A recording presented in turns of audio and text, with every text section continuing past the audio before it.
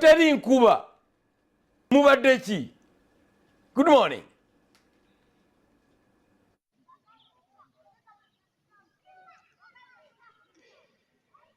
Yeah, good morning to SPD Kasese. Tetulina enkuba esawa zino naye ukalaba kanchi naye yesterday twabadde n'enkuba nyingi eyaviiriddeko abaana babiri kufa.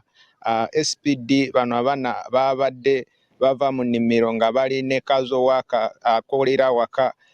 So ye ono kazowaka kyeyakoze yasoose kusomoka omugga River Sebwe eri wano mu Kasese district.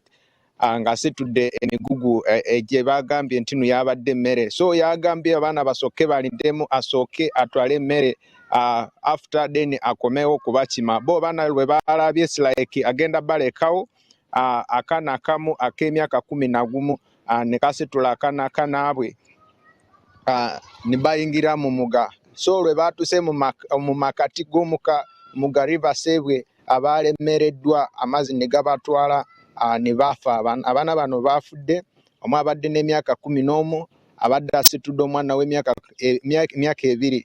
So maama waabwe bagambye nti no abadde asigaddeko emabega.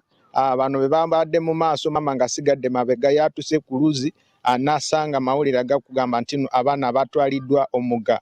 So ono gwe babadde naye yagezaako okudda mu mazzi immediately ataase naye tiyasobodde kutasa bano abaana. Amazzi gabadde mangi naye bamugyemu nga gamututteko distance kubanga yaze mu mazzi nga gezaako okugyamu bano abaana. Amazzi naye ne gamulemerera ne gamutwala. So naye bamugyemu nga yajjudde ebisago kubanga rivers zino SPD zijjuddemu amayinja mangi. So the moment oluzinga bwoti amazzi ne gakutwala ekisookerwako ku mubiri gwo ebiwuntu by'amayinja kubanga amazzi gaba gakukuba ku mayinja nga gakutwala. So naye bamugyemu naye nga yafunye ebisago ne bamuddusa mu ddwaliro naye immediately yafunye obujjanjabi ne bamugyayo ne bamuza waka. So twabaddeyo nga Salt Media ne tukunganye n'empozi twakedde mu kitundu kino ssaawa 12 kunoonya bano abaana twabafunye ku ssaawa 6 ogw'emisana eyo mu nsozi nga batambudde distance eziringa kilometers 30 kuvaawo ku kitundu kye batwaliddwamu gano amazzi ga River Sebwe. So SPD katusooke tuwulire ku ba leaders embeera gye batugambye nti no bayitamu kubanga luno oluzi twasanze nga tekuli wadde bridge n'emu kujjako ku bridge eri ku main road Fort Portal Road. So abantu abali eyo musozi bonna kudda ku side endala olina okuyitira mu mazzi. Katusooke tuwulire ku LC3 w'ekitundu kino. As leaders, we do put it forward that please, when it is almost showing rain, our parents should be in touch with their children, serious, either directing them where to cross from, as this river is always having some difficulties in crossing.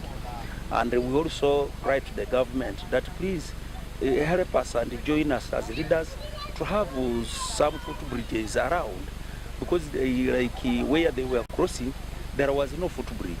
So it is our pride to the government that they should join us and we put some footbridges along everywhere there is crossings.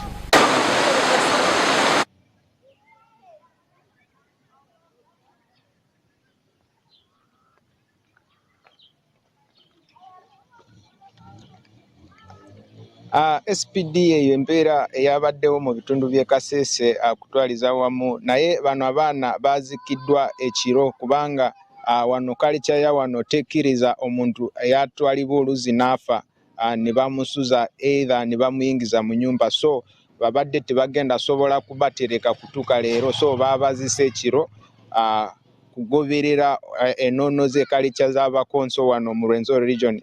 So yeyo empeera eri wano SPD tuli mu kukola kweno emboozi ebisingako omugenda bisanga mu mawulire gaffe omunyi live n'omunyi kusatu. Over to you.